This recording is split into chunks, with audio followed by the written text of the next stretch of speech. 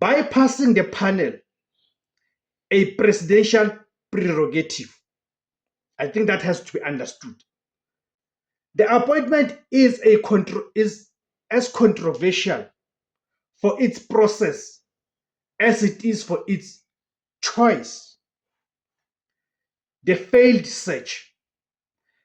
A 7-person advisory panel led by Justice Minister Mamuluko Kubayi spent months interviewing candidates to find a replacement for Shamila Patohi.